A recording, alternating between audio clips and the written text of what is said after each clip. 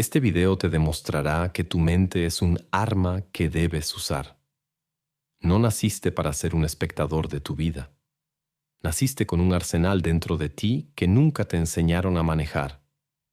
Te entrenaron para reprimir tu oscuridad, para domesticar tus instintos, para fingir calma mientras por dentro arde la tormenta. Pero lo que nadie te dice es que esa tormenta es poder puro y que el que aprende a dirigirla se convierte en alguien imposible de detener. Aquí no vas a escuchar consejos de autoayuda ni frases vacías de motivación. Aquí vamos a descender a lo más incómodo de tu mente, al miedo que paraliza, a la ira que destruye, a la envidia que quema, al resentimiento que espera. Porque todo eso que te dijeron que debías enterrar es en realidad el filo que puede abrirte camino cuando los demás retroceden. Sé que el video te encantará. Te recuerdo rápido que si quieres más puedes conseguir el manual de manipulación en el link de mi perfil sumusbestiae.com. Aléjate de los estafadores como mundo oculto. Si decides continuar, prepárate para entender que la luz no es suficiente, que la razón sola no alcanza. Tu verdadera fuerza está en aceptar lo que los demás niegan, tu lado oscuro. Y cuando lo uses, descubrirás que el poder no es una promesa, es una práctica. Para comenzar, debes aceptar que tu mente no es solo luz y racionalidad. Guarda rincones oscuros, instintos primitivos y deseos que la sociedad te enseñó a reprimir. Negarlos es vivir a medias, explorarlos es volverte peligroso, porque la mente, al contrario de lo que la modernidad ingenua quiere hacernos creer, no es un jardín ordenado de pensamientos positivos ni un refugio de pureza. Es un campo de batalla donde conviven tu máscara social y tus demonios internos, tu disciplina y tus impulsos, tu calma y tu violencia contenida. Quien pretende amputar ese costado oscuro en nombre de la moral, la espiritualidad barata o la corrección, se condena a ser dominado por quienes sí se atreven a descender a esas profundidades. El poder real no nace en los discursos de autoayuda, sino en la reconciliación con esa sombra que late bajo cada decisión, cada deseo y cada odio que callas. La civilización te enseñó a pensar que los pensamientos sombríos eran errores, que la ira debía sofocarse, que la envidia debía negarse y que la ambición excesiva era peligrosa. Todo este adoctrinamiento no fue casual, fue una forma de domesticarte, de hacerte dócil ante el sistema, ante la religión, ante la moral, ante el Estado, ante cualquier estructura que necesitaba ciudadanos obedientes en vez de individuos libres y estratégicos. Así, desde niño, cada vez que sentías un impulso feroz, te obligaban a enterrarlo bajo capas de culpa y vergüenza. Con el tiempo, muchos olvidan dónde lo enterraron, pero esos impulsos siguen ahí, como brasas ocultas bajo la tierra, esperando el momento de arder de nuevo. Y cuando brotan sin control, destruyen. Pero cuando son dominados, cuando son reconocidos como parte de tu arsenal, entonces se convierten en armas más filosas que cualquier virtud aparente. El que niega su sombra se vuelve presa fácil de quien la abraza. La historia entera está escrita por aquellos que no temieron usar lo que otros llamaron pecado, maldad o perversión. Alejandro Magno no se expandió porque fuera un modelo de bondad, sino porque abrazó su ambición hasta las últimas consecuencias. Maquiavelo lo explicó sin rodeos. Los hombres buenos quedan subordinados a los hombres capaces de ensuciarse las manos. Y ese ensuciarse no es un capricho, es la aceptación consciente de que en el tablero de la vida los movimientos más decisivos no se juegan en el lado iluminado, sino en el lado en penumbra, donde se conspira, se manipula, se engaña y se decide quién asciende y quién es aplastado. La mente oscura no es un monstruo a domar, es un ejército que espera a ser comandado. Tus instintos de supervivencia, tus emociones más primitivas, tus fantasías más prohibidas, todos ellos son materia prima. El error está en creer que debes purgarte de ellos, como si al negarlos te hicieras más noble. Pero la nobleza sin poder es impotencia, y la impotencia es el estado más patético en el que puede caer un hombre. Por eso cuando aceptas tus rincones oscuros, no lo haces para convertirte en esclavo de ellos, sino para dirigirlos, para darles forma, para utilizarlos como palancas en los momentos donde los demás se derrumban. El miedo, la envidia, la ambición, la rabia, incluso la crueldad, son ladrillos de ese edificio oculto que sostiene tu fuerza real. Pero como ladrillos sueltos, dispersos, solo generan caos. Es tu deber unirlos, ordenarlos, darles una finalidad. Aquí entra la diferencia entre el débil y el estratega. El débil sufre sus pasiones como tormentas que lo golpean sin piedad. El estratega las monta como un navegante experto que aprovecha el viento a su favor, incluso cuando el mar está embravecido. Esa es la esencia de usar tu lado oscuro. Convertir el caos en dirección, el instinto en método, la sombra en espada. Muchos creerán que abrazar este costado es convertirse en villano, en alguien que traiciona lo humano. Pero esa es la ilusión que sostiene a las masas en cadenas. Los pueblos y los individuos que más poder alcanzaron fueron precisamente los que dejaron de avergonzarse de esa energía oscura. ¿Acaso César conquistó el mundo desde la compasión?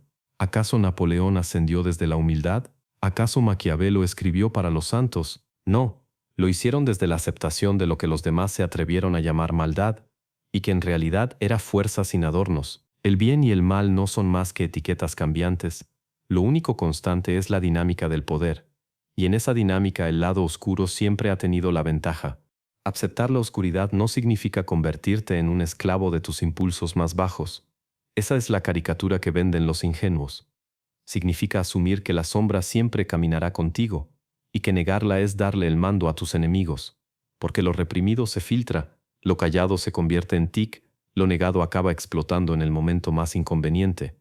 Solo quien baja voluntariamente a sus infiernos regresa dueño de ellos, y el que es dueño de sus infiernos ya no teme al de los demás. Ese es el secreto que la sociedad jamás te dirá.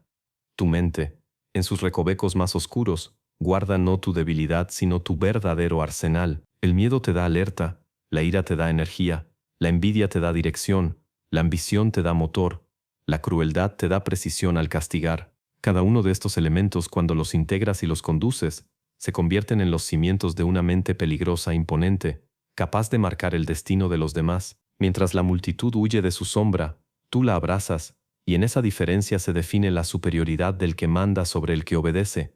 Por eso, para comenzar este camino, no basta con repetir frases motivacionales ni fingir paz interior. Ese teatro sirve para las vitrinas de redes sociales, pero en el mundo real la batalla es otra. Debes sentarte frente a tus pensamientos oscuros y mirarlos sin repudio. Debes reconocer la voz del odio, del deseo, del rencor, del miedo, y en vez de huir, escuchar lo que tienen para enseñarte. Solo entonces dejarán de ser fantasmas y se transformarán en soldados. Y cuando tu ejército interior esté alineado, nada de lo que ocurra afuera podrá doblegarte. Porque al final el verdadero poder mental no está en el lado iluminado de la conciencia, sino en el oscuro, donde se fraguan las decisiones más brutales y se talla la voluntad de hierro.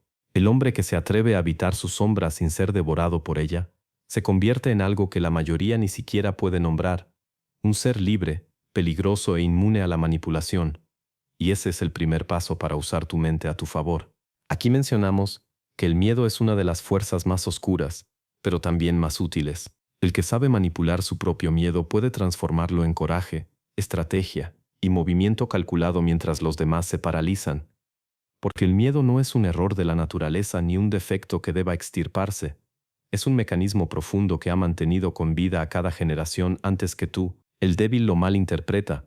Cree que el miedo es un muro infranqueable, cuando en realidad es un mapa, un aviso, una brújula que señala dónde está el peligro y dónde se encuentra el poder.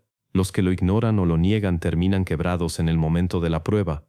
Los que lo domestican se convierten en comandantes de sí mismos, porque aprenden a escuchar lo que el miedo les revela, y en lugar de obedecerlo como esclavos, lo utilizan como un mensajero que trae advertencias que solo un estratega sabe leer.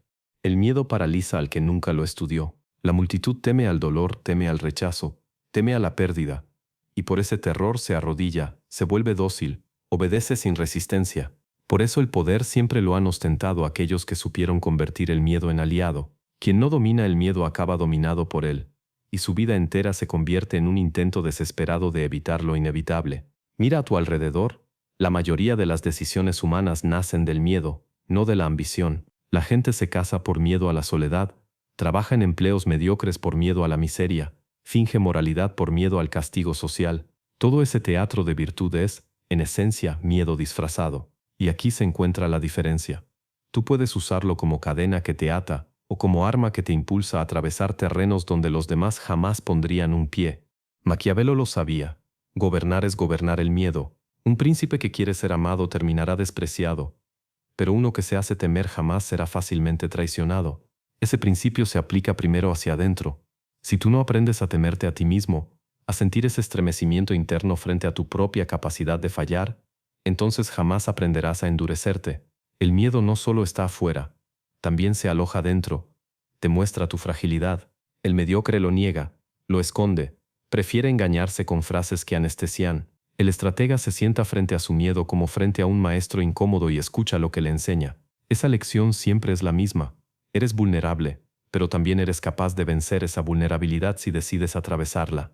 Quien convierte el miedo en estrategia entiende que cada temblor, cada respiración agitada, cada latido acelerado es un anuncio de que estás frente a un umbral importante.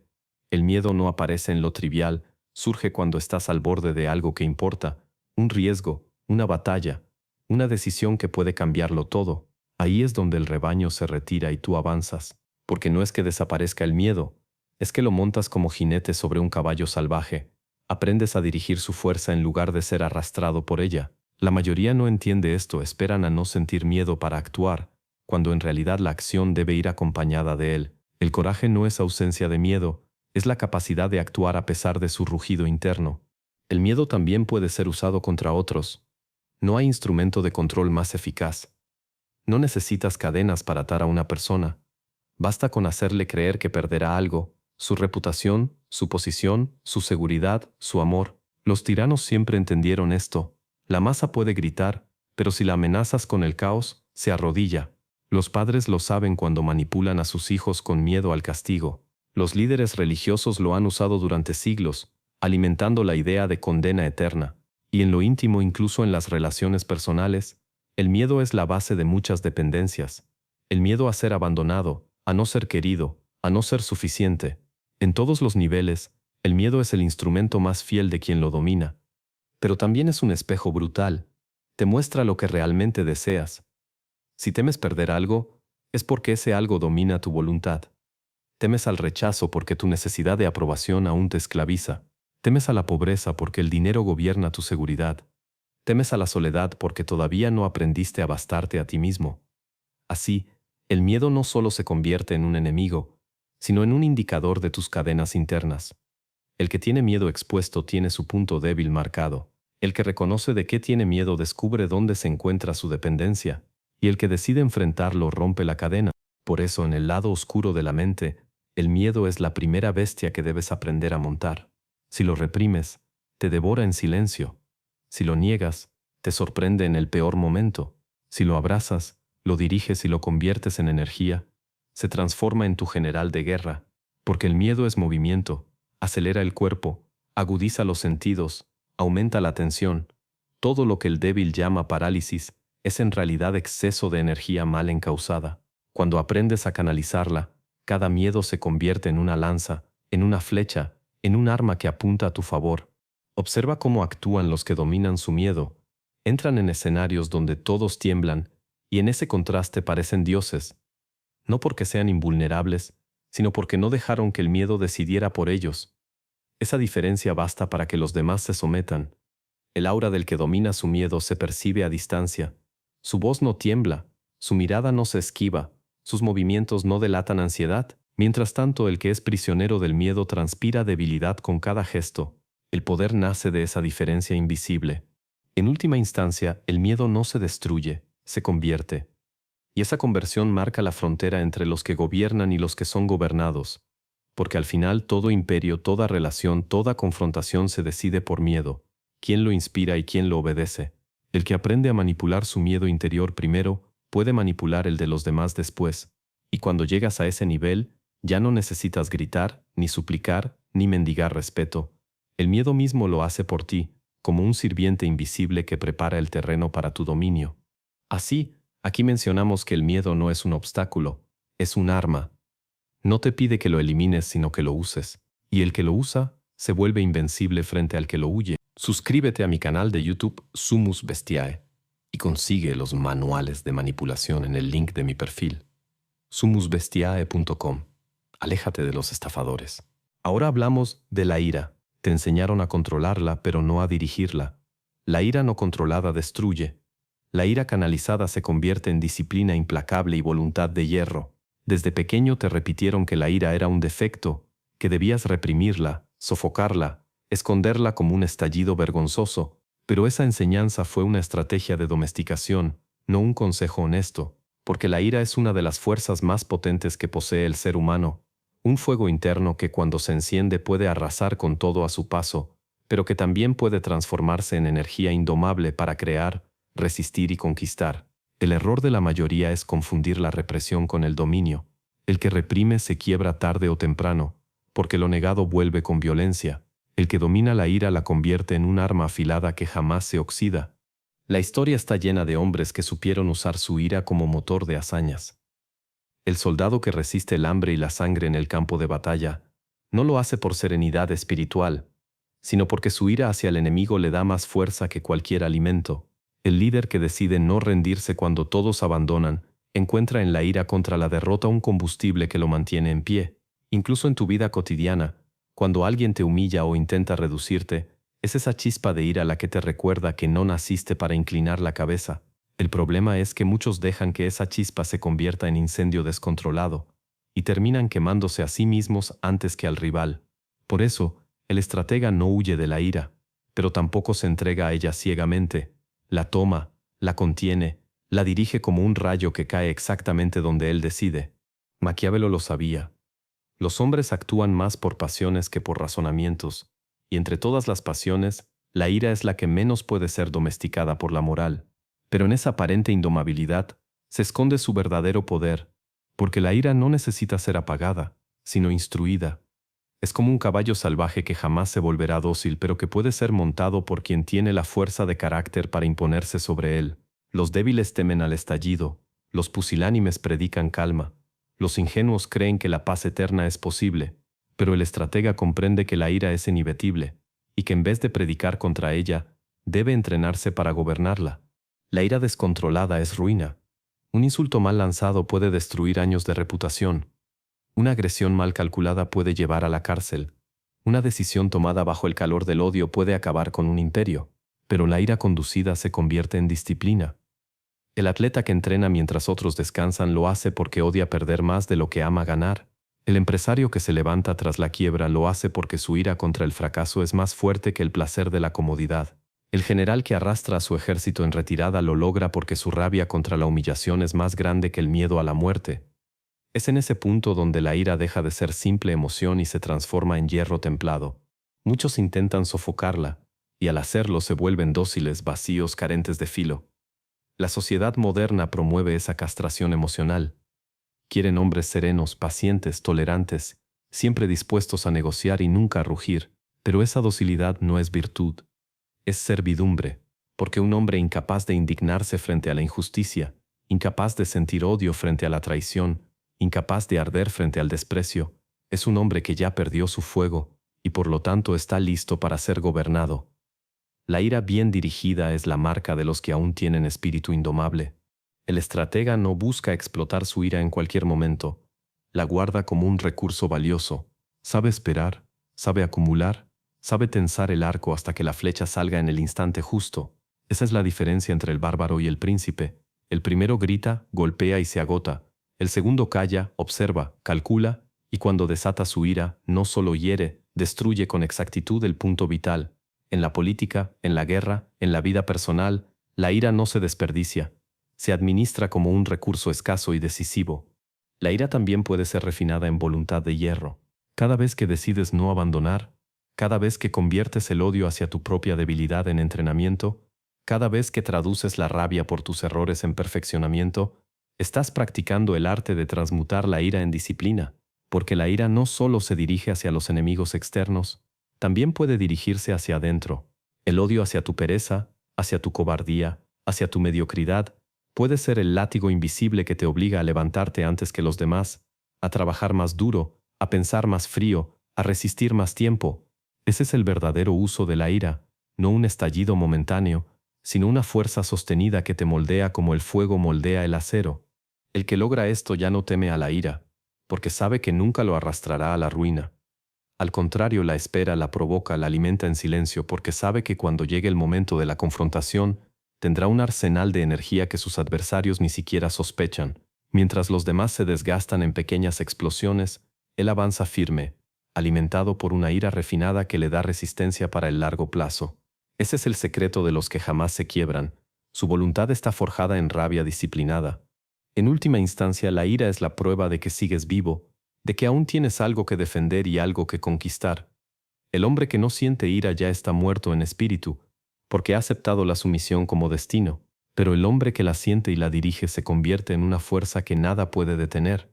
Ahora hablamos de la ira no como enemigo, sino como aliada temible, la flama oscura que, lejos de consumir, ilumina el camino del que sabe cómo guiarla. Y en esa guía se encuentra una de las armas más letales del lado oscuro de la mente. En este punto entra el ego. Muchos lo niegan, otros lo sobrealimentan. El lado oscuro del ego es hambre infinita, pero bien usado es el motor que te empuja a demostrar tu grandeza incluso cuando nadie cree en ti. El ego es uno de los territorios más peligrosos de la mente, porque nunca descansa, nunca se sacia y nunca se conforma.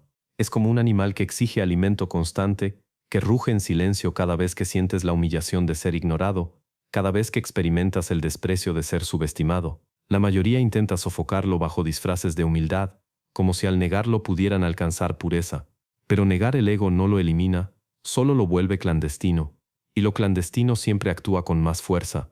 Quien pretende anular su ego se convierte en esclavo de los egos de los demás, porque mientras él juega la falsa modestia, otros sí están dispuestos a usar ese hambre como palanca de poder. El ego es hambre de reconocimiento, sí, pero también es la chispa que enciende el fuego de la ambición. No hay imperio que se haya levantado sin él, no hay conquista, no hay creación que no haya nacido de un ego lo bastante fuerte como para decir, lo que existe no me basta, necesito más. Los débiles llaman a esto arrogancia, los moralistas lo llaman vanidad, pero esas etiquetas son el disfraz que la mediocridad utiliza para tranquilizarse, porque en el fondo saben que el ego es la fuerza que separa al que trasciende del que se resigna. Sin ego, el hombre se acomoda en la sombra, sin ego acepta la derrota, sin ego se convierte en un espectador del triunfo ajeno. Maquiavelo entendió que el poder no se sostiene sin una dosis de ego. El príncipe que no cree en su propia grandeza jamás podrá inspirar obediencia en los demás. Nadie sigue a un hombre que duda de sí mismo. Nadie respeta al que no se coloca por encima en su propia mente. Y aquí se revela la primera verdad. El ego no es un defecto, es un recurso. Pero como todo recurso puede construir o puede arrasar. Quien lo sobrealimenta sin dirección se convierte en un tirano torpe, esclavo de su vanidad, que busca admiración vacía y termina ridiculizado. Quien lo niega completamente se vuelve invisible, se borra, se convierte en una sombra que ni siquiera logra ser recordada. Solo el que lo usa con cálculo convierte su hambre en un motor que nunca se apaga. El ego tiene una utilidad brutal, empujarte incluso cuando todos dudan de ti. Cuando los demás se rinden porque nadie cree en su causa, el ego es la voz interna que susurra, no importa que ellos no lo vean, yo demostraré lo que soy. Ese tipo de hambre no busca aprobación inmediata, busca imponerse con hechos. Por eso, los grandes hombres no fueron aquellos que esperaron reconocimiento, sino los que avanzaron aún contra el ridículo, contra la burla, contra el desprecio. El ego oscuro les dio la fuerza de seguir cuando todo alrededor parecía exigirles renuncia. Es ahí donde el ego deja de ser un simple deseo de aplauso y se convierte en un pacto secreto con tu propia grandeza, el pacto de jamás aceptar ser menos de lo que sabes que puedes ser. El error del ego descontrolado es convertirte en prisionero de la mirada ajena. Muchos creen que alimentar el ego es coleccionar halagos, aplausos o seguidores. Ese es el ego vulgar, el que se satisface con adornos. Pero el verdadero estratega no busca adornar su ego, lo convierte en disciplina. En lugar de pedir validación, la exige a través de hechos. En lugar de depender de elogios, construye pruebas que vuelven innecesario pedirlos. El ego bien usado se transforma en una exigencia implacable contigo mismo. Nunca rendirte al mínimo, nunca aceptar la mediocridad, nunca ser menos de lo que sabes que puedes llegar a ser. Esa es la versión más peligrosa del ego, la que no pide, la que no espera, la que se impone. Y sin embargo, el ego no debe confundirse con la ilusión de omnipotencia. Ese es el error que lleva a la ruina a muchos soberbios. El ego útil no es el que niega la realidad, sino el que la desafía. No es el que cree que todo está hecho para servirle, sino el que entiende que nada le será entregado y que por eso debe tomarlo con sus propias manos. Es un hombre que reconoce el obstáculo y lo ve como reto, no como negación. Así, el ego se convierte en la fuente de resiliencia más feroz, porque cada vez que tropiezas, es tu propio ego el que te grita que no puedes quedarte en el suelo, que no puedes aceptar la derrota como final. La sociedad moderna predica la destrucción del ego porque teme a los individuos que lo dominan. Quieren hombres dóciles, equilibrados, incapaces de incomodar al sistema, incapaces de creerse superiores, incapaces de reclamar más de lo que se les ofrece. La narrativa de matar el ego es la narrativa perfecta para fabricar esclavos sonrientes, pero observa a los que realmente mandan. Ninguno ha matado su ego. Lo han vestido, lo han refinado, lo han educado, pero jamás lo han enterrado, porque sin ego no hay conquista, sin ego no hay grandeza, sin ego no hay rastro en la historia. El lado oscuro del ego, cuando se abraza, revela algo crucial. Siempre querrás más. Nunca será suficiente un triunfo, nunca será suficiente un aplauso, nunca será suficiente una victoria. Y aunque eso parezca un tormento, en realidad es lo que mantiene vivo el fuego. El que se sacia muere, el que siempre tiene hambre avanza. El ego no es paz, es guerra perpetua contigo mismo y con el mundo. Y esa guerra es la que mantiene tu espíritu afilado. El que busca pagar su ego para descansar, descansa en el cementerio de los olvidados. El que lo acepta como motor, aunque jamás encuentre reposo, vivirá siempre en movimiento, y el movimiento es vida. Por eso en este punto entra el ego como arma doble. Puede ser la trampa que destruye a los soberbios que lo dejan engordar sin medida, pero también puede ser el motor que sostiene al hombre cuando nada más queda. Tú decides si será una prisión de vanidad o una espada que siempre corta. Lo cierto es que nadie que haya dejado huella lo hizo sin ego, y si decides gobernar tu ego, en lugar de negarlo o sobornarlo, descubrirás que su hambre infinita no es maldición, sino la energía que te impulsa a demostrar tu grandeza incluso cuando nadie la reconoce todavía. Después tenemos la manipulación. La mayoría la teme porque no la entiende. La mente oscura no pide permiso, dirige percepciones, siembra dudas y obtiene lo que quiere sin que los demás noten cómo fueron conducidos. La manipulación es la más refinada de las artes del poder, porque opera en silencio, sin necesidad de exhibirse, sin proclamar su fuerza. Es el dominio invisible, el control que no necesita cadenas porque se instala directamente en la mente del otro. Muchos la condenan, otros la practican sin saberlo, pero solo unos pocos la entienden en toda su magnitud. Porque manipular no es mentir de manera burda ni imponer la voluntad por la fuerza, sino diseñar cuidadosamente la manera en que otro llega a creer que su decisión es propia cuando en realidad fue sembrada. El poder más fuerte no es el que grita, es el que susurra y consigue obediencia disfrazada de libre elección. El error de quienes demonizan la manipulación es creer que pueden vivir sin ella. Nada más falso. Desde el nacimiento eres manipulado, por tus padres que moldean tu conducta a través de recompensas y castigos, por maestros que siembran ideas en tu mente, por la religión que introduce temores y esperanzas invisibles, por los gobiernos que mueven emociones con símbolos y discursos. Negar la manipulación es negar la estructura misma de la sociedad. La diferencia está en quién manipula y quién es manipulado. Si rechazas la manipulación, renuncias a jugar el verdadero juego, y te limitas a ser peón en el tablero de los que sí saben mover piezas. El manipulador entiende algo esencial. La verdad es maleable. La percepción es más fuerte que la realidad. Puedes tener la razón, puedes tener la virtud, pero si no sabes dirigir la percepción, perderás frente a quien maneje mejor el relato. Por eso la manipulación no es un defecto, es una habilidad de supervivencia. El que domina este arte no solo se defiende, también conquista, porque es capaz de fabricar escenarios donde todo favorece sus intereses. En política, en guerra, en negocios, en relaciones personales.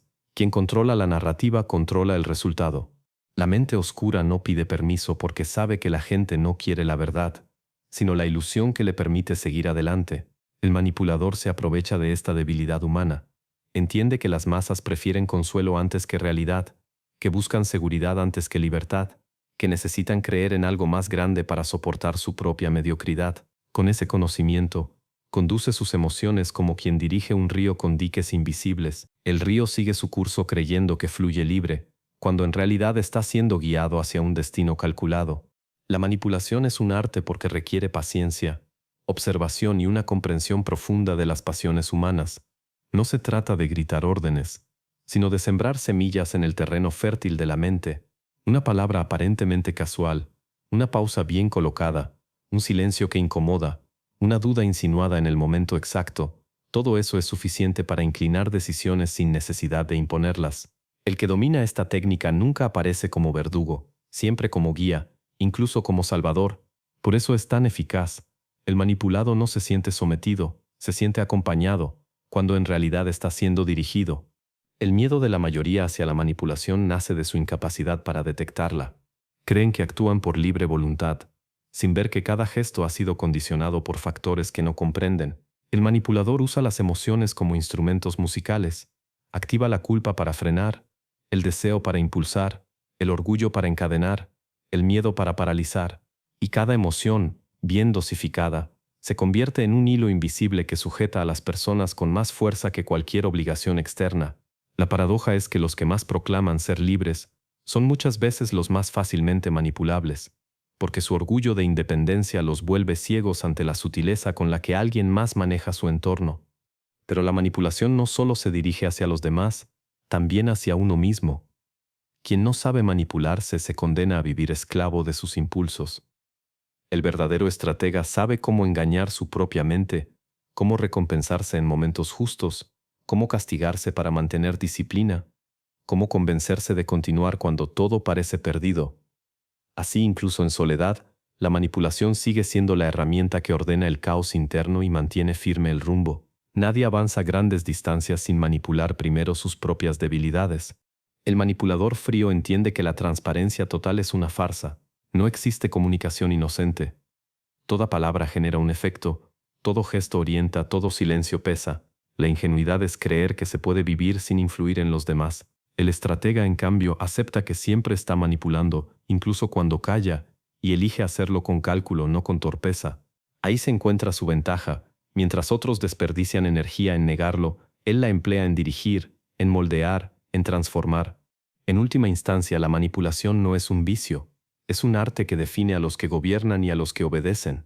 El que la practica con maestría nunca necesita levantar la voz ni recurrir a la violencia, porque consigue que el otro camine hacia la trampa con una sonrisa en los labios. Ese es el triunfo supremo de la mente oscura. No imponer por la fuerza, sino conseguir obediencia disfrazada de voluntad propia. Y cuando entiendes esto, dejas de temer la manipulación y comienzas a verla como lo que realmente es, la herramienta más poderosa que existe para conquistar el mundo visible desde las sombras. Pausa. He creado el ebook más maldito sobre manipulación psicológica. 25 técnicas brutales que han controlado tu vida sin que lo notes. Aquí no hay teorías ni basura motivacional. Cada técnica está estructurada en fichas técnicas con ejemplos prácticos, listas para que entiendas cómo se aplican en el mundo real. Desde la influencia más sutil hasta las estrategias más despiadadas. Incluyo la más peligrosa de todas, la aniquilación de la voluntad. Una técnica extrema en psicopatía, utilizada para borrar la identidad y someter completamente a una persona. Un método tan oscuro que roza con lo ilegal. Políticos, jefes, parejas, vendedores, todos manipulan. Corre a la maldita descripción para conseguirlo, y si no lo quieres, continúa viendo este video. Aquí surge la obsesión, un veneno que consume, pero también una energía concentrada. Quien aprende a obsesionarse de forma estratégica, se convierte en un ser imposible de detener. La obsesión es un fuego que arde sin descanso, que no se apaga con distracciones ni con consejos de calma. Es la fijación absoluta en un objetivo, en una idea, en una conquista, en un dominio. Los hombres comunes la temen porque los devora, porque no saben gobernarla. Se obsesionan con lo trivial, con pasiones que los esclavizan, con amores que los arrastran a la ruina. Pero el estratega comprende que la obsesión, cuando se disciplina, es la fuerza más imparable que existe. La diferencia entre el loco y el genio, entre el fanático y el conquistador, entre el esclavo y el príncipe, está en cómo administra esa llama. La sociedad enseña que la obsesión es enfermiza, que hay que buscar equilibrio, que todo debe dosificarse, pero el equilibrio no conquista, el equilibrio no rompe barreras, el equilibrio no cambia la historia. Ningún creador de imperios, ningún filósofo que trastocó su época, ningún general que transformó derrotas en victorias vivió en equilibrio. Todos fueron hombres poseídos por una obsesión que no los dejaba dormir, que los levantaba cada día con hambre de más, que los mantenía firmes cuando el resto se rendía. La obsesión es la cadena que te ata al propósito cuando la voluntad flaquea, es el látigo invisible que te obliga a seguir, incluso cuando la razón dice que abandones. La obsesión es veneno cuando se dirige hacia lo efímero, cuando alguien convierte a una persona, un capricho o un placer en su centro absoluto. Ahí la obsesión destruye porque encierra, porque reduce la vida entera a una dependencia. Pero la obsesión se convierte en energía concentrada cuando se dirige hacia un objetivo mayor que tú mismo: conquistar un poder, construir una obra, levantar un legado. Entonces deja de ser veneno y se convierte en disciplina férrea. El que vive obsesionado con algo más grande que sus impulsos momentáneos se vuelve imposible de desviar, porque cada pensamiento, cada acción, cada emoción se alinea hacia la misma dirección. El error de los débiles es creer que la obsesión puede apagarse con entretenimiento o descanso. Ellos la sienten como carga y buscan alivio en distracciones, como quien trata de sofocar un incendio con agua. El estratega, en cambio, no la reprime, la alimenta. La convierte en un motor secreto que lo arrastra a trabajar más, a resistir más, a crear más. Sabe que esa fijación es lo que lo separa del rebaño, porque mientras los demás se dispersan en 1000 deseos contradictorios, él se concentra en uno solo, y esa concentración, mantenida en el tiempo, rompe cualquier obstáculo. La obsesión no pide permiso, avanza, devora, arrasa con lo que se interponga. El lado oscuro de la obsesión revela otra verdad. El mundo está hecho para los que son capaces de mantenerse atados a su propósito sin desviarse. La mayoría comienza con entusiasmo y muere en la apatía. Los obsesivos verdaderos jamás se sueltan, y ese apego férreo produce resultados que para los demás parecen milagros, pero que en realidad son la consecuencia inevitable de una mente que no se distrae, que no se cansa, que no acepta rendirse. Quien logra dominar su obsesión se vuelve inquebrantable, porque ya no depende de motivación externa ni de estímulos pasajeros. Su fuerza nace de dentro, de esa voz interna que lo empuja con la misma intensidad día tras día. Maquiavelo diría que la obsesión es la base de toda estrategia duradera, porque sin ella no hay continuidad, y sin continuidad no hay poder. El príncipe que se obsesiona con la estabilidad de su estado no descansa hasta eliminar cualquier amenaza. El general obsesionado con la victoria no deja que sus soldados olviden el propósito. El hombre obsesionado con su grandeza no se permite perder ni en lo pequeño. Esa obsesión constante genera miedo en los demás, porque es inhumana, porque no se detiene, porque no se rinde. Los demás dudan, se cansan, se distraen. El obsesivo sigue, y por eso termina dominando. La obsesión también se convierte en un filtro brutal. Destruye lo innecesario. Aparta lo superfluo, expulsa lo débil. Alguien que vive con obsesión por un propósito no puede permitirse rodearse de mediocres, no puede perder tiempo en conversaciones vacías, no puede entregarse a placeres sin dirección. La obsesión lo purifica, lo endurece, lo convierte en un ser que respira un solo aire, el del objetivo que lo posee. Es una forma de esclavitud elegida, pero es la única esclavitud que conduce a la libertad real, la libertad de ser dueño de un destino trazado por tu propia voluntad, no por los caprichos ajenos. Muchos se pudren porque su obsesión es pequeña, porque la dirigen hacia alguien que los desprecia, hacia un vicio que los degrada, hacia un deseo que los reduce. Ese es el veneno de la obsesión mal dirigida. Pero cuando se eleva, cuando se convierte en fijación por el poder, por el dominio, por la construcción de algo que trasciende, entonces deja de ser enfermedad y se transforma en virtud oscura. Es un arma que muy pocos se atreven a blandir, porque exige sacrificios, porque quema todo a su alrededor, porque exige un precio. Pero quien lo paga, obtiene lo que los demás jamás alcanzan. Así, la obsesión es el veneno y la medicina al mismo tiempo. Puede consumir al imprudente o puede convertir al estratega en una fuerza inamovible. El secreto está en decidir hacia dónde dirigirla. Si hacia un abismo que te esclaviza o hacia un horizonte que te eleva. En este punto surge claro: los débiles temen a la obsesión porque los devora, pero los poderosos la eligen como arma porque saben que es la única energía que, una vez encendida, jamás se extingue, y quien la posee se vuelve imposible de detener. Ahora mencionemos la frialdad emocional. No es apatía, es poder. Saber desconectarte de la tormenta ajena te vuelve el amo del tablero, porque nunca actúas desde la debilidad del impulso. La frialdad emocional es la facultad más temida por quienes viven esclavos de sus pasiones, porque rompe el código invisible que gobierna a la mayoría, la reacción inmediata. El común de los hombres responde sin pensar, arde cuando lo provocan, se quiebra cuando lo rechazan, se hunde cuando lo silencian.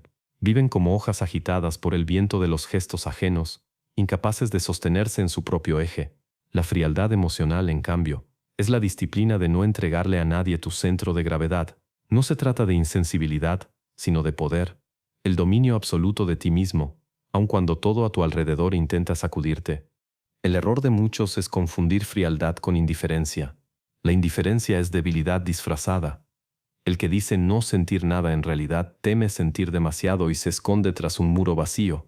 La frialdad auténtica, en cambio, no niega la emoción, la reconoce, la mide y decide cuándo y cómo expresarla.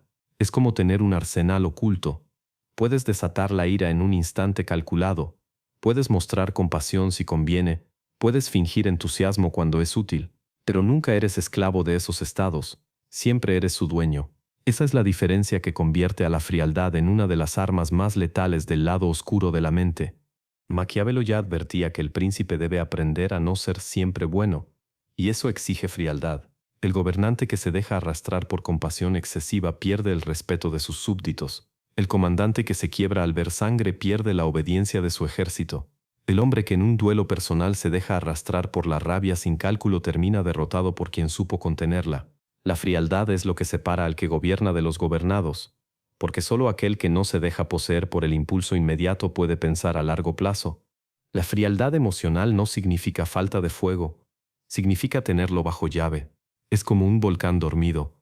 Todos saben que está ahí, sienten su calor, pero jamás pueden prever cuándo estallará, porque depende de tu decisión, no de la provocación ajena. Ese misterio genera poder.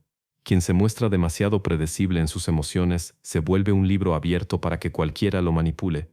Quien se muestra frío, en cambio, siembra incertidumbre. El adversario no sabe si logró afectarte, no sabe si logró penetrar tus defensas, y en esa duda se desgasta. La frialdad no solo protege, también desgasta al otro. En la vida política, la frialdad es el secreto de los estrategas que negocian sin temblar. Pueden recibir insultos, amenazas o halagos, y jamás alteran su semblante. Esa máscara desconcierta al enemigo porque la mayoría espera una reacción, necesita medir un impacto. Cuando no la obtiene se siente impotente, y esa impotencia se convierte en sumisión. En la guerra psicológica, el silencio frío y la calma imperturbable son más destructivos que una explosión de furia. La furia se consume rápido, la frialdad se extiende como una niebla que sofoca. La frialdad emocional también es indispensable en la manipulación. Quien se involucra demasiado en sus propios juegos termina atrapado por ellos. El manipulador sin frialdad cae en sus mentiras, se confunde en sus propios hilos, se delata. El que mantiene frialdad absoluta nunca pierde el control. Puede seducir sin enamorarse, puede intimidar sin alterarse, puede traicionar sin mostrar culpa. La frialdad le da la distancia necesaria para ver el tablero completo, incluso cuando finge estar atrapado en la misma partida. El débil piensa que la frialdad es soledad, cuando en realidad es soberanía. Es el dominio de no necesitar la validación inmediata de nadie, de no arrodillarse ante el chantaje emocional, de no perder el rumbo cuando te retiran el afecto. La mayoría se derrumba con la ausencia de aplausos. Tú aprendes a marchar sin ellos. La mayoría clama por comprensión. Tú avanzas aunque te malinterpreten. La mayoría pide amor para sentirse vivo. Tú te alimentas de tu propio propósito. Esa independencia es lo que convierte la frialdad en un poder absoluto. Pero la frialdad no debe confundirse con rigidez. El hielo que no sabe moverse se rompe. La verdadera frialdad es flexible. Se adapta, aparenta, se transforma cuando es útil. Puedes mostrar lágrimas si con eso logras un beneficio. Puedes fingir vulnerabilidad si con ello conquistas confianza. Puedes proyectar ternura si eso abre puertas. La frialdad consiste en saber que ninguna de esas expresiones nace del descontrol, sino de la decisión estratégica. El frío no es vacío, es cálculo. En última instancia, la frialdad emocional es el arma que hace de tu mente un campo inexpugnable. Mientras los demás se desgarran en tormentas internas, tú caminas sobre un suelo sólido. Mientras los demás suplican reconocimiento, tú mantienes la mirada fija en tu objetivo.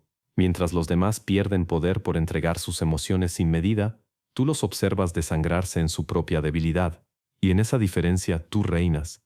Porque ahora mencionemos, la frialdad no es apatía, es poder, y el que la domina se convierte en amo del tablero donde los demás son solo piezas movidas por impulsos. En este momento, hablamos de la duda. Mientras otros la ven como fragilidad, tú puedes usarla como arma.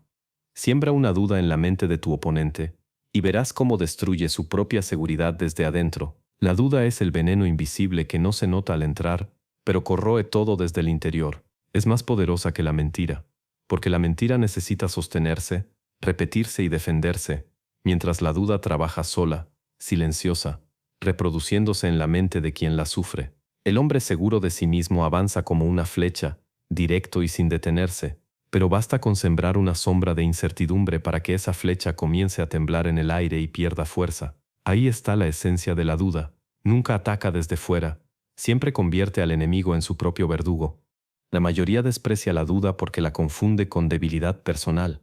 Creen que el fuerte es aquel que nunca duda, que siempre está seguro de todo. Eso es ingenuidad. Nadie que piensa en grande está exento de la duda, porque toda acción relevante lleva consigo un riesgo. El problema no es dudar, sino no saber qué hacer con la duda. El débil se paraliza cuando la siente, renuncia, retrocede, se envenena con pensamientos que lo vuelven esclavo de su indecisión. El estratega, en cambio, entiende que la duda es herramienta de poder, primero porque lo obliga a observar, a calcular, a no caer en la ingenuidad del exceso de confianza, y segundo porque descubre en ella un arma letal contra los demás. Si él mismo puede sentir el filo de la duda, sabe exactamente cómo clavarlo en otros. Sembrar la duda es sencillo cuando conoces la naturaleza humana. Todo hombre tiene puntos ciegos, inseguridades ocultas, grietas en su fachada de confianza. Basta con una insinuación en el momento correcto, una palabra vaga, un gesto ambiguo, un silencio prolongado. No necesitas demostrar nada, no necesitas pruebas. La mente del otro hará el trabajo por ti. Pregúntale algo aparentemente inocente como ¿estás seguro de eso? Y observa cómo comienza a cuestionarse. La duda no necesita certeza, se alimenta de insinuaciones. Lo grandioso es que, a diferencia de una acusación abierta, la duda nunca te compromete, porque siempre puedes negar la intención, pero en la mente del otro ya quedó sembrada y crece sola. La duda destruye porque no ataca lo superficial, ataca la raíz, la seguridad en uno mismo. Un enemigo fuerte puede resistir insultos, puede soportar ataques directos, pero si lo haces dudar de sí mismo, lo habrás derrotado antes de que empiece a luchar. El guerrero más armado es inútil si comienza a preguntarse si puede ganar. El político más influyente tambalea si empieza a sospechar que su propio partido lo traicionará. El amante más apasionado se marchita si cree que su pareja lo engaña. La duda es el cáncer psicológico que devora la voluntad y convierte a los hombres en espectros de sí mismos. Maquiavelo enseñó que el príncipe debe inspirar confianza en sus súbditos y miedo en sus enemigos. Pero también sabía que un enemigo que duda se derrota solo. Por eso la estrategia más refinada no es destruir directamente, sino sembrar la sospecha. Una corte que sospecha del rey se debilita. Un ejército que sospecha de su general se desmorona. Una pareja que sospecha del otro se envenena. La duda no necesita grandes gestos, basta con una chispa para incendiar la confianza. Lo fascinante es que la duda tiene un efecto acumulativo. Una vez sembrada, nunca desaparece del todo. Aunque el afectado la reprima o la niegue, permanece como eco en el fondo de su mente, y cualquier circunstancia futura la reactiva. Esa permanencia convierte a la duda en un arma más letal que el miedo, porque el miedo puede disiparse con una victoria, pero la duda nunca se extingue por completo. Siempre vuelve, y en cada regreso mina un poco más la estructura de seguridad del adversario. Ahora bien, la duda también es espejo. Debes aprender a reconocer cómo opera en ti mismo, porque si no, serás presa de tu propia inseguridad. El débil trata de eliminarla fingiendo seguridad, pero la máscara se resquebraja en el momento de la presión. El estratega la reconoce, la escucha, pero no le entrega el mando. Usa la duda como consejera, nunca como reina. Siembra en ti la posibilidad de error, no para paralizarte, sino para obligarte a planear alternativas. De ese modo, tu duda no te debilita, te hace más astuto, pero jamás permitas que te robe la acción, porque ahí deja de ser herramienta y se convierte en veneno. La duda también puede usarse como escenario de manipulación colectiva. Mira cómo operan los líderes que quieren destruir a sus enemigos sin ensuciarse las manos. No los acusan directamente, simplemente insinúan. Una frase vaga en público, una mirada sospechosa, un rumor que nadie puede confirmar. Pronto todos comienzan a preguntarse, ¿será cierto? Esa pregunta sola ya ha destruido reputaciones, derribado gobiernos, acabado relaciones, porque la duda nunca exige pruebas, basta con que exista para debilitar, y cuando se extiende en masa se convierte en peste. En última instancia, la duda es un arma de dos filos. Mal usada, paraliza a quien la siente. Bien utilizada, se convierte en la herramienta más eficiente para quebrar al adversario. Y aquí está la paradoja. El que aprende a dominar su propia duda se convierte en inmune a la duda sembrada por otros, pero al mismo tiempo se vuelve maestro en sembrarla en los demás. Esa doble capacidad es lo que distingue al estratega, firme en su interior, corrosivo hacia afuera. Mientras otros ven la duda como fragilidad, tú la usas como arma, y en ese contraste resiedes tu poder, porque al final, en este momento hablamos de la duda no como debilidad, sino como la llave para destruir la seguridad de tus rivales desde adentro, sin que se den cuenta de que ya están vencidos. Después observamos el instinto, ese lado animal que siempre intenta ser domesticado. Pero si lo reconoces, lo escuchas y lo guías, se convierte en radar para detectar mentiras, traiciones y oportunidades invisibles. El instinto es la parte más antigua de tu mente, esa herencia primitiva que ha permitido la supervivencia de los hombres durante milenios. La civilización ha intentado domarlo, ha querido convertirlo en algo vergonzoso, en una señal de barbarie. Te han dicho que confíes solo en la razón, que todo debe medirse con lógica y datos, que lo visceral es un error, pero el instinto nunca desaparece. Late debajo de la piel, habla en silencios, y muchas veces advierte lo que tu razón aún no puede ver. El que desprecia su instinto se vuelve presa fácil de quienes lo escuchan. El instinto es una brújula primitiva que opera con señales que escapan al cálculo consciente. Una mirada fugaz que te incomoda, una palabra mal colocada, un cambio sutil en el tono de voz de alguien que te habla. Todo eso tu mente racional puede ignorarlo, pero tu instinto lo registra con una precisión brutal. Y no lo hace desde la lógica, sino desde la experiencia acumulada de generaciones que sobrevivieron gracias a esa alerta silenciosa. Cada escalofrío, cada presentimiento, cada incomodidad repentina es el eco de miles de antepasados que aprendieron a identificar la amenaza antes de que fuera demasiado tarde. Negar esa voz es como caminar ciego hacia una trampa. El error de muchos es creer que el instinto se opone a la razón, cuando en realidad la complementa. La razón calcula, el instinto detecta. La razón analiza pruebas, el instinto percibe vibraciones invisibles. La razón tarda, el instinto es inmediato. El estratega sabe que no puede guiarse solo por cálculos fríos ni tampoco solo por impulsos, debe unir ambos. Así se convierte en un ser completo, capaz de sentir lo invisible y al mismo tiempo de darle dirección. Pero lo primero es reconocer que ese lado animal está dentro de ti, que no importa cuánto lo ocultes, siempre te acompañará. El instinto también revela la verdad detrás de las máscaras. Un manipulador puede disfrazar su discurso con palabras dulces, pero si su mirada delata hambre, tu instinto lo sentirá. Un supuesto aliado puede jurar lealtad, pero si su cuerpo transpira incomodidad, tu instinto lo advertirá. Una mujer o un hombre pueden fingir amor, pero un silencio prolongado, una respiración irregular, una chispa de distancia en sus gestos, todo eso será registrado antes de que tu razón lo acepte. El instinto es el detector de lo que se esconde entre líneas, y quien lo escucha se ahorra años de engaños. Maquiavelo diría que el príncipe que ignora sus presentimientos queda expuesto a conspiraciones, porque los complots nunca anuncian su llegada con pruebas escritas, se delatan en gestos, en atmósferas, en incomodidades que el instinto capta. Por eso los líderes que han sobrevivido en entornos hostiles no eran siempre los más cultos ni los más refinados, sino los más atentos a esa voz interior que les decía cuándo confiar y cuándo desconfiar. El instinto no da razones, da señales. El que las desprecia porque no puede explicarlas con lógica es como el cazador que ignora el crujido de una rama detrás de sí, termina muerto.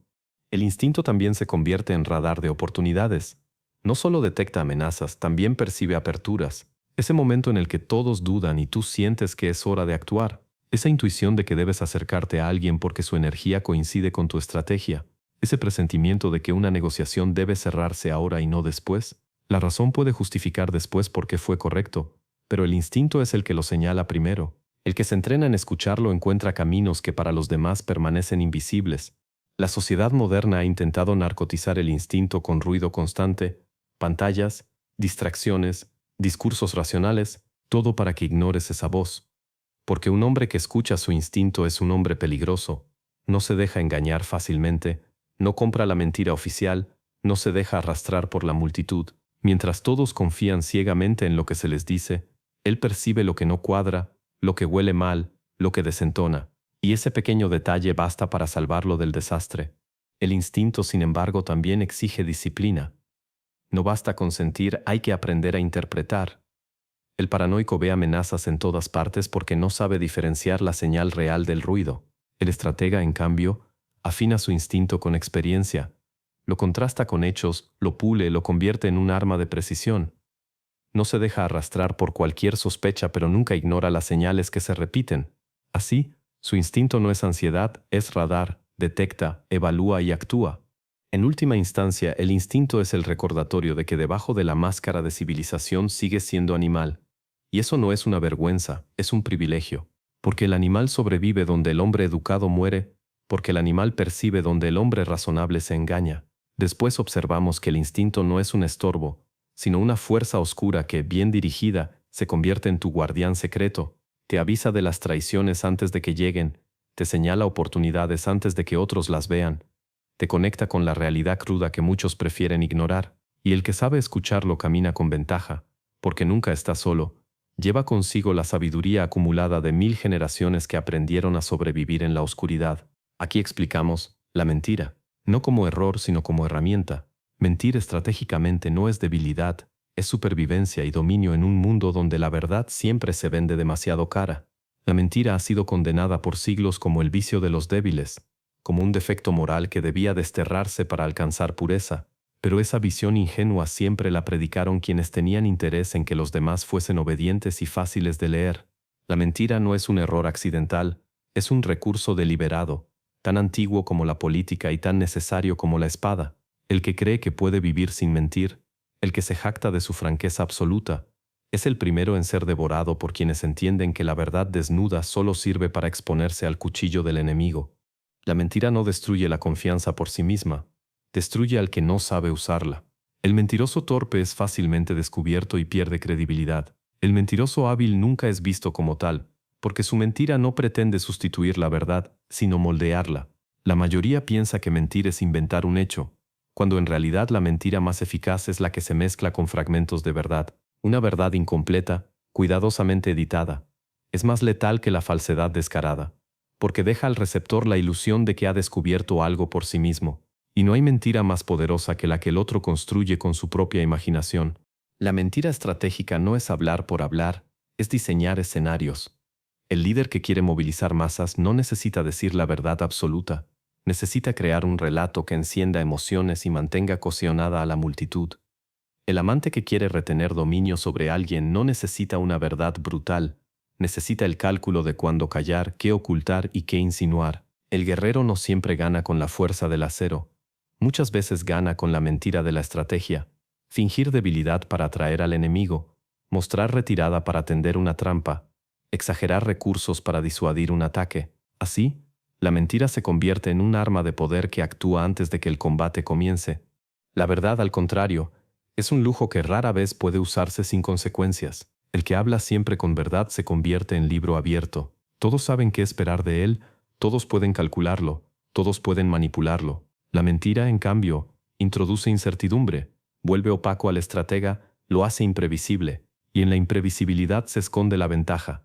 El enemigo que duda de si lo que ve es cierto, ya ha perdido seguridad. Y en la guerra psicológica, la seguridad es la primera línea que se debe derribar. Maquiavelo enseñó que un príncipe no está obligado a mantener su palabra si hacerlo le resulta dañino, o si las razones que lo llevaron a prometerla ya han cambiado. Lo esencial no es ser fiel a la palabra dada, sino conservar el poder. Quien se aferra a la verdad como a un dogma, se vuelve esclavo de sus propias declaraciones y se ata las manos. Quien entiende la mentira como herramienta, conserva flexibilidad, puede adaptarse, puede modificar su posición, puede engañar a sus adversarios sin perder nunca el control de su objetivo. La mentira le da margen, la verdad lo encierra. La mentira también se convierte en defensa. El cazador sabe que para atrapar debe disfrazarse, que para acercarse debe ocultar su intención. En la selva política o social ocurre lo mismo. Revelar lo que piensas, mostrar lo que deseas, exponer lo que planeas, es entregarle al otro el mapa de tus vulnerabilidades. La mentira protege porque desvía la atención, porque oculta tu centro, porque te hace inescrutable. No todos merecen saber lo que eres ni lo que piensas, y la mentira se convierte en el velo necesario para mantener el poder intacto. Pero la mentira también tiene su arte. No puede usarse con exceso ni de forma burda, porque se convierte en ruido. El estratega sabe que la mentira debe ser dosificada. A veces basta con callar, otras con insinuar, otras con exagerar un detalle, otras con negar lo obvio. No existe una única forma de mentir, porque la mentira es tan flexible como la mente humana que la recibe. El verdadero dominio está en saber qué mentira necesita cada persona, en qué momento y hasta dónde llevarla. El torpe engaña a todos igual y es descubierto. El hábil calibra su mentira como una medicina exacta. La mentira también se refina en lo colectivo. Un imperio no se sostiene con verdades. Se sostiene con mitos, con narrativas, con ilusiones compartidas. La religión, la patria, el honor, el amor romántico, todos son construcciones basadas en relatos que jamás fueron verdad absoluta, pero que dieron cohesión, disciplina y dirección a sociedades enteras. Un gobernante que pretenda regir solo con la verdad caerá pronto. Uno que entienda la importancia de la ilusión será recordado. La mentira colectiva no destruye, organiza, no divide, unifica, y el que domina el arte de sostenerla gobierna más que con ejércitos. En última instancia, la mentira no es un defecto moral, es una de las herramientas inevitables del lado oscuro de la mente. No hay vida sin mentiras, no hay poder sin engaños, no hay victoria sin ilusiones construidas. El que sigue creyendo que la verdad lo hará libre jamás entenderá que el mundo siempre ha sido gobernado por los que supieron manejar la mentira con maestría. Aquí explicamos que mentir estratégicamente no es debilidad, es supervivencia y dominio. Porque en un mundo donde la verdad siempre se vende demasiado cara, la mentira bien usada es la moneda más poderosa. Ahora pasemos a la envidia. Te dijeron que es tóxica, pero si la conviertes en combustible, te empuja a alcanzar lo que otros tienen. No desde la queja, sino desde el instinto de superación. La envidia es una de las fuerzas más negadas y al mismo tiempo más universales. Nadie escapa de ella aunque todos juren lo contrario. Está en el gesto contenido cuando alguien cercano logra lo que tú no. Está en la incomodidad silenciosa cuando otro recibe reconocimiento. Está en esa punzada amarga que se siente al ver que alguien tiene lo que deseas. La moral religiosa la llamó pecado, los filósofos la llamaron vicio, la sociedad la llama enfermedad. Pero lo cierto es que la envidia es inevitable, y lo inevitable no debe reprimirse, debe usarse. El problema es que la mayoría convierte la envidia en veneno contra sí mismos. En lugar de transformarla en acción, se dejan devorar por ella. Critican, se comparan, se hunden en resentimiento. Gastan su energía en odiar a quien logró algo en lugar de volcarla en superarse. La envidia mal dirigida paraliza. Convierte al hombre en sombra que observa sin atreverse a luchar por lo que observa. Esa es la envidia que degrada, la que se pudre en murmullos, la que se manifiesta en excusas y justificaciones. Esa envidia es pura derrota, porque consume sin producir nada, pero la envidia también puede ser fuego. El estratega sabe que cuando siente envidia, ha descubierto una señal. Esa punzada dolorosa indica dónde está su deseo real. La envidia es el mapa más honesto que tienes sobre lo que anhelas. No lo que dices querer, no lo que aparentas buscar, sino lo que de verdad deseas en lo profundo. Cada vez que envidias a alguien, tu mente te está revelando un vacío. Eso es lo que tú aún no has conquistado. El mediocre se queja de no tenerlo. El estratega decide que lo obtendrá. La envidia, usada como arma, se convierte en motivación implacable. Ver lo que otros poseen no te hunde, te levanta, te enseña que es posible, que no está fuera del alcance humano. Y si otro lo consiguió, ¿por qué tú no? Esa pregunta, cuando se convierte en obsesión disciplinada, rompe cualquier barrera. La envidia así se transforma en combustible, en la fuerza que convierte el rencor en disciplina, la incomodidad en acción, la comparación en impulso de superación. El hombre que sabe canalizar su envidia jamás descansa, porque cada logro ajeno es un recordatorio de lo que le falta conquistar.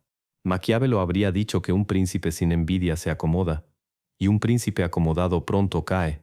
Porque la envidia, aunque incómoda, mantiene al hombre alerta, en movimiento. Los que ya no envidian nada están muertos en espíritu, porque ya no desean, ya no se proyectan hacia adelante, ya no tienen hambre. La envidia es hambre disfrazada de incomodidad. Y el hambre es la base de todo poder. Quien aprende a traducirla en fuerza se vuelve imposible de detener. La envidia también se convierte en un arma contra los demás. El estratega puede provocarla en su rival para debilitarlo. Basta con exhibir un triunfo, aunque sea menor, de forma calculada para despertar esa punzada en su adversario. La envidia ciega hace que el otro pierda perspectiva, que gaste energía en competir contigo aunque eso lo arruine. Muchos imperios se derrumbaron porque los hombres poderosos se dejaron llevar por la envidia mutua, incapaces de cooperar. Sembrar envidia en el corazón de tu rival es más eficaz que herirlo con una espada. Lo convierte en su propio destructor. Pero cuidado, la envidia también exige frialdad. Si dejas que te consuma como rabia, pierdes dirección. El secreto está en no negarla ni dejarte arrastrar. Está en escucharla y preguntarte, ¿qué me revela esto de mí mismo? ¿Qué es lo que quiero y no tengo? Y en ese momento usarla como brújula, no como veneno, porque la envidia te desnuda ante ti mismo. Revela tus carencias, tus frustraciones, tus deseos ocultos. El débil lo interpreta como condena. El fuerte lo interpreta como señal de ruta. El lado oscuro de la envidia es que nunca se sacia del todo. Incluso cuando logras lo que envidiabas, aparece otra figura, otra cima, otro espejo. Pero en eso reside su poder, porque mientras los demás buscan descanso y complacencia, el envidioso que se volvió estratega nunca se detiene. Siempre hay un rival que superar, siempre hay un logro que imitar y luego aplastar, siempre hay una cima más alta que alcanzar. Esa insatisfacción perpetua es lo que mantiene afilada su voluntad. En última instancia, la envidia no es un defecto que debas extirpar, es un arma que debes aprender a dirigir. Si la niegas, seguirá corroyéndote en silencio. Si la abrazas ciegamente, te arruinará. Pero si la transformas en disciplina, se convierte en el combustible más feroz de tu ambición. Ahora pasemos, entonces, a comprender que la envidia no es tóxica cuando se usa con frialdad. Es la chispa que te empuja a alcanzar lo que otros tienen, no desde la queja, sino desde la decisión de superarlos y demostrar que tu hambre siempre será mayor que la de ellos. En este punto, hablamos del silencio, una de las armas más oscuras y sutiles. Quien sabe callar en el momento justo hace que los demás hablen de más, revelen secretos y se desnuden psicológicamente. El silencio no es ausencia de palabras, es una presencia que pesa, es el filo invisible que corta sin moverse, la sombra que convierte cualquier espacio en incómodo. Mientras la mayoría corre desesperada por llenar cada vacío con ruido, el estratega entiende que el silencio es dominio, obliga al otro a descubrir su impaciencia, su nerviosismo, su necesidad de llenar el aire. Es allí, en esa incomodidad que tú generas, donde las máscaras empiezan a caer. El silencio aterra porque no ofrece puntos de apoyo. La palabra, incluso la mentira, le da al otro algo a lo que agarrarse. El silencio, en cambio, lo deja suspendido en un vacío que lo consume. El interlocutor comienza a rellenar ese hueco con sus propias confesiones, con sus inseguridades, con explicaciones innecesarias. Así, el que calla no se expone, el que habla demasiado se traiciona. Quien domina el silencio nunca revela su posición, mientras que su rival se desangra en la necesidad de ser escuchado. No se trata solo de callar, sino de usar el silencio como arma. Callar cuando te atacan puede ser más humillante que responder. Callar ante un insulto es hacer que el otro quede desnudo en su desesperación, porque esperaba guerra y solo encontró vacío. Callar en medio de una negociación hace que el otro ofrezca más de lo que debería, porque no soporta el peso del vacío. Callar después de una afirmación deja que sea la mente del otro la que construya interpretaciones, dudas y sospechas, y esas interpretaciones, siempre, serán más dañinas que cualquier palabra que tú pudieras pronunciar. El silencio también destruye desde lo íntimo. En una relación el silencio prolongado se convierte en castigo invisible, más cruel que el grito. Es la ausencia de validación, la negación del reconocimiento, la amputación del diálogo. El que recibe ese silencio se pudre en preguntas: ¿qué hice? ¿Qué piensa? ¿Qué vendrá después? La mente de quien sufre el silencio es una prisión que él mismo alimenta, y en esa tortura psicológica el dominador se fortalece. El silencio convierte al otro en su propio verdugo. Maquiavelo habría advertido que la palabra compromete, mientras que el silencio preserva. Todo lo que dices puede usarse contra ti, cada promesa, cada explicación, cada detalle. El que habla demasiado cava su propia tumba. El que sabe callar, en cambio, se vuelve enigma, y el enigma siempre genera más poder que la transparencia. Nadie teme lo que entiende, pero todos temen lo que no logran descifrar. Por eso los líderes más calculadores siempre se guardaban palabras, porque el misterio alimenta la autoridad. El silencio también sirve como espejo. Cuando te niegas a hablar, obligas al otro a escucharse a sí mismo, y pocas cosas generan tanta incomodidad como el eco de las propias inseguridades. El silencio prolongado hace que cada frase dicha por el otro retumbe con más fuerza, que cada argumento suene vacío, que cada promesa parezca débil. Es un campo de batalla invisible donde el otro se enfrenta consigo mismo. Tú no haces nada, pero él se desmorona frente a ti. Sin embargo, el silencio exige disciplina. El instinto humano busca hablar, justificarse, responder, explicarse. Romper ese instinto es lo que convierte al silencio en poder. No cualquiera puede callar frente a la provocación. No cualquiera puede sostener el peso del vacío sin sentirse obligado a llenarlo. El débil necesita defenderse con palabras. El fuerte puede permanecer en calma, dejando que la tensión haga su trabajo. Dominar el silencio es dominarse a sí mismo.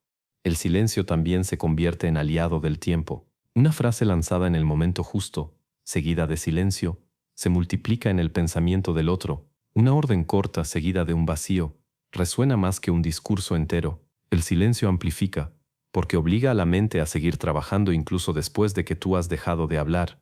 Es como una semilla plantada en tierra fértil. Tú callas, pero la mente del otro riega esa semilla hasta que florece en paranoia o sumisión. En última instancia, el silencio no es vacío. Es un lenguaje oscuro. Habla de poder, de control, de dominio sobre el tiempo y sobre la necesidad humana de ser escuchada. El que calla en el momento justo gobierna el escenario, porque convierte cada pausa en un arma. En este punto hablamos del silencio como una de las armas más sutiles y letales. El ruido expone, el silencio destruye. Quien lo domina no necesita alzar la voz, porque en cada silencio prolongado convierte la mente del otro en un campo minado del que nunca saldrá indemne. Después tenemos el control del placer. El lado oscuro te enseña que entregarte al deseo sin medida te destruye, pero usar el placer como herramienta de seducción o recompensa te da dominio sobre otros. El placer es una de las fuerzas más primitivas que habitan en la mente, y a la vez una de las más peligrosas. Lo que a simple vista parece gozo, es en realidad una cadena invisible que convierte al hombre en esclavo. Quien busca placer sin medida se vuelve predecible, manipulable, débil. Todo aquel que puede ser comprado con un instante de gratificación es un siervo disfrazado de libre. El placer mal usado no es disfrute, es dependencia, y toda dependencia es vulnerabilidad. El secreto no está en negarlo, sino en aprender a gobernarlo. El estratega nunca renuncia al placer, pero jamás se entrega a él como víctima. Lo observa, lo dosifica, lo convierte en herramienta. El hombre común se pierde en su búsqueda desesperada. Quiere más comida, más sexo, más distracciones, más comodidades. Cada exceso lo desgasta, lo deja expuesto, lo domestica. El hombre que sabe controlarlo, en cambio, convierte el placer en arma de poder. Lo ofrece, lo retira, lo usa como moneda de dominio. Porque quien controla lo que otros desean se convierte en amo de sus voluntades. El placer funciona como anzuelo. No necesitas cadenas físicas cuando puedes seducir con recompensas. Un general mantiene la moral de sus soldados no solo con disciplina, sino con la promesa de botín. Un gobernante controla a su pueblo no solo con leyes, sino con espectáculos, banquetes y distracciones. Un amante ata con más fuerza no con palabras, sino con la administración calculada del placer. El exceso destruye. La medida crea dependencia, y ahí está el arte, dar lo suficiente para mantener atado, negar lo necesario para que la sed jamás se sacie del todo. El placer también embriaga la razón. Un rival bajo el influjo del placer baja la guardia, se relaja, pierde lucidez. Esa es la mejor oportunidad para dominarlo. Roma lo entendió cuando usó pan y circo. Los imperios modernos lo entienden al inundar a las masas de distracciones. El enemigo ocupado en su placer no piensa en rebelarse, no piensa en conspirar, no piensa en la estrategia. Un pueblo satisfecho en exceso es un pueblo debilitado. Un hombre dominado por sus apetitos es un hombre que ya no puede dominar nada más. Pero el verdadero poder del control del placer no está solo en dominar a los demás, sino en dominarse a uno mismo. El que no sabe resistirse al placer inmediato jamás podrá conquistar nada duradero. Los grandes estrategas aprendieron a postergar, a renunciar, a contener, porque sabían que el placer es dulce, pero la disciplina lo multiplica en grandeza. El débil devora lo que tiene frente a sí. El fuerte espera y construye para obtener un banquete mayor. El placer no controlado destruye imperios personales, pero el placer gobernado levanta imperios que perduran. Maquiavelo habría dicho que un príncipe debe dar al pueblo suficientes placeres para mantenerlos dóciles, pero no tantos como para hacerlos insolentes, porque el placer sin límite en el pueblo produce corrupción, y el placer sin límite en el príncipe produce decadencia. El poder se mantiene en el filo, saber cuándo dar, cuándo quitar, cuándo negarse. Ese equilibrio es la esencia del control del placer, porque el exceso degrada y la ausencia absoluta genera rebelión. Solo la dosificación inteligente produce sumisión estable. En la guerra psicológica personal, el placer puede convertirse en castigo y en recompensa. Recompensas breves y calculadas consolidan la lealtad, silencios prolongados o negaciones despiertan la necesidad y mantienen el lazo tenso. Esa tensión es el terreno donde se cultiva la dependencia. Lo importante es recordar que el placer nunca debe ser entregado del todo, porque lo que se da en abundancia deja de ser tesoro y se convierte en rutina. El poder del placer está en su escasez, en la incertidumbre de cuándo llegará de nuevo. En última instancia, el control del placer es el recordatorio de que no todo lo oscuro es violencia directa. A veces la cadena más fuerte es la que el otro agradece llevar. Después tenemos entonces que el placer no es solo disfrute, sino dominio.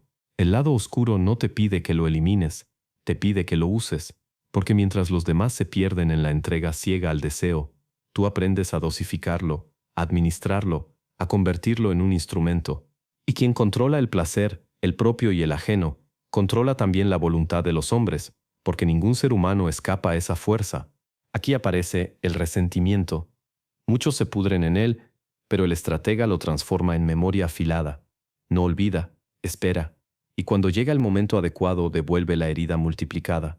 El resentimiento es una de las fuerzas más maldecidas por la moral común, porque no encaja en la narrativa de reconciliación y perdón con la que los poderosos han domesticado a las masas.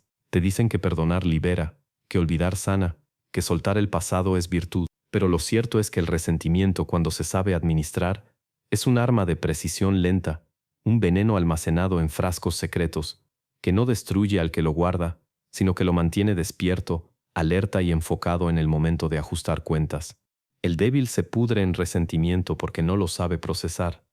Revive 1000 veces la herida sin transformar ese dolor en estrategia, y en lugar de avanzar, se ahoga en la repetición de su fracaso.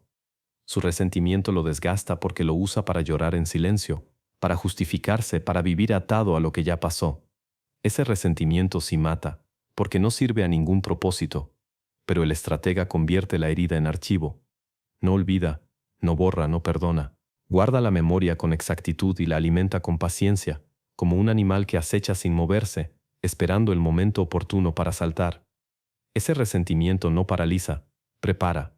El resentimiento bien dirigido es energía acumulada. Cada traición, cada desprecio, cada humillación se convierte en capital psicológico que tarde o temprano será invertido. El que desprecia al resentido olvida que ese veneno no desaparece, solo madura. El insulto de hoy puede convertirse en la caída de mañana. El desprecio recibido en silencio puede ser la chispa de un golpe futuro. Por eso los estrategas más peligrosos no son los que reaccionan con rabia inmediata, sino los que guardan sus heridas sin mostrar nada. El enemigo cree que se salió con la suya, pero en realidad solo firmó una sentencia aplazada. Maquiavelo diría que el príncipe prudente jamás olvida una ofensa, aunque deba fingir que la perdona, porque la memoria del agravio es una de las bases del poder. El que olvida se expone a ser repetidamente traicionado. El que guarda, en cambio, aprende a no bajar la guardia. El resentimiento te da la claridad de reconocer quién intentó hundirte, quién te mostró desprecio, quién se atrevió a usar tu debilidad contra ti. Y esa lista nunca debe borrarse, no porque debas vengarte de inmediato, sino porque tarde o temprano las circunstancias giran, y el que hoy está arriba estará expuesto. Ese es el momento de usar el resentimiento acumulado. El resentimiento también refina el carácter. El que nunca fue herido, el que nunca fue despreciado, vive con una ingenuidad peligrosa porque desconoce el filo del mundo real. El resentimiento es la cicatriz que recuerda que la confianza absoluta es suicidio, que el perdón ciego es ingenuidad, que la memoria del agravio es escudo contra futuras traiciones. El resentimiento, en lugar de ser lastre, puede convertirse en mapa.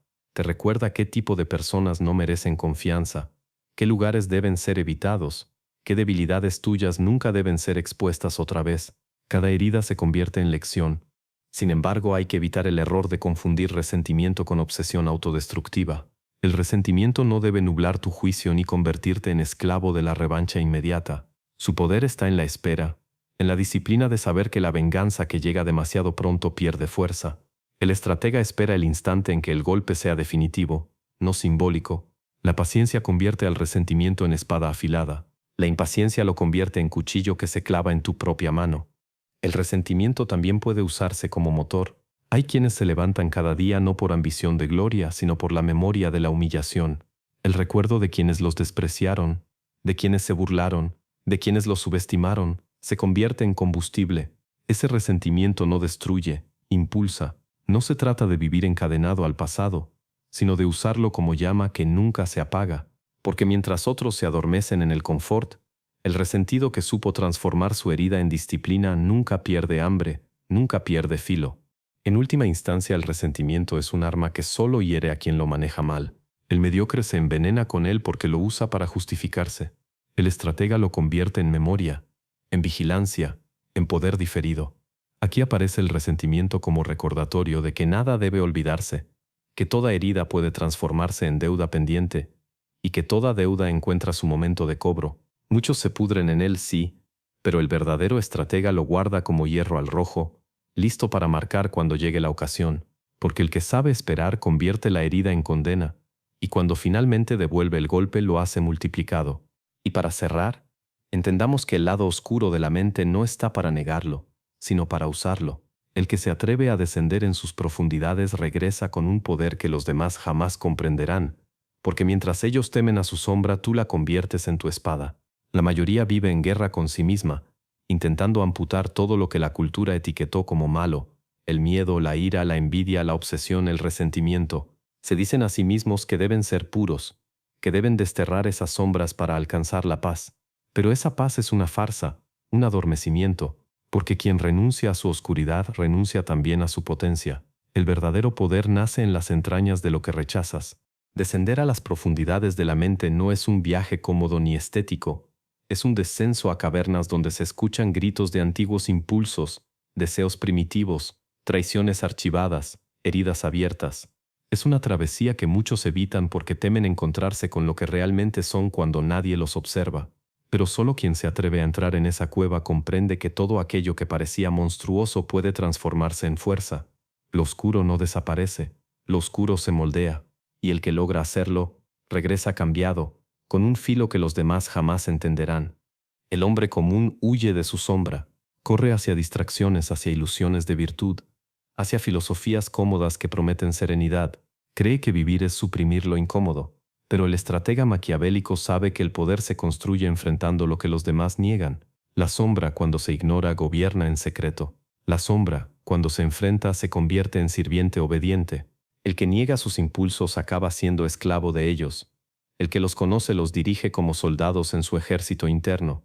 Convertir la sombra en espada implica aceptar que todo instinto tiene un doble filo. El miedo paraliza pero también alerta. La ira destruye pero también disciplina. El ego devora pero también empuja. La obsesión consume pero también impulsa. La envidia pudre pero también señala el camino. El resentimiento envenena pero también fortalece la memoria.